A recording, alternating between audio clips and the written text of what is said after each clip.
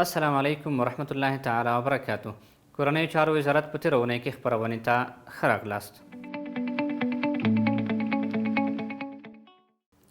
د کورنیو چارو سرپرست وزیر الحاج خلیفه صاحب سراج الدین حقانی د افغانستان لپاره د جاپان سفیر تکاشي اوکادا سره لیدنه وکړه. په دې لیدنه کې الحاج خلیفه صاحب په کابل کې د جاپان سفارت له فعالېدو هرکلی وکړ او دا یې د دواړو هیوادونو ترمنځ د اړیکو د پیاوړتیا په برخه کې اغیزمن ګام یاد کړ. د جاپان سفیر ښاغلي تکاشي اوکادا هم ژمنه وکړه چې جاپان به د افغانانو ملاتړ او همکارۍ ته دوام ورکوي. په پای کې خلیفه صاحب د یاد سفارت د استازو او فعالیتونو اړوند د پوره امنیتي خوندیتوب ډاډ ورکړ. د کورنیو چارو وزارت د نشهیي توکو سره د مبارزې مرستیال لوی پاسوال ملا عبدالحق همکار اخونزاده د جنیوا کال له لوی رئیس ښاغلي آلین دلتروس سره لیدنه وکړه. ښاغلي معین په افغانستان کې د نشهیي توکو سره د مبارزې په برخه کې له دوی سره معلومات شریک کړل او بزګرو ته د بدیل معیشت په پیدا کولو کې د مرستې غوښتونکی شو.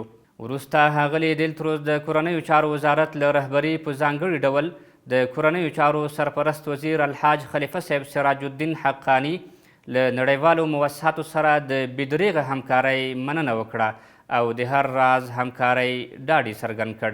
په پای کې دواړو لورو د افغانستان او نړیوالې ټولنې پر پوره همکارۍ ټینګار وکړ. د کورنیو چارو وزارت د ختیځ زون د پولیسو ښوونیز او روزنیز مرکز څخه د یوه نیمې میاشتې فکري او نظامي زده کړو وروسته 446 تنه مجاهدین فارغ شول. یادو فارغ شویو پولیسو کې د ختیځ زون د 4 ولایتونو ننګرهار، کونړ، لغمان او نورستان مجاهدین شامل و چې له فراغت وروسته خپلو ولایتونو ته د دندو د اجرا او 19 ته د خدمت په موخه ولیږل شول.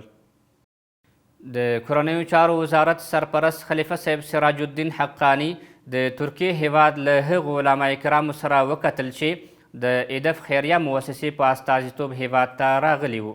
په دغه ناسته کې د علماو د پلاوي په استازیتوب ښاغلي شیخ محمود ارن وویل اسلامي نظام د الله تعالی ستر نعمت دی. اسلامي نظام نه یوازې د افغانانو بلکې د ټولو مسلمانانو لپاره د ویاړ سرچینه ده.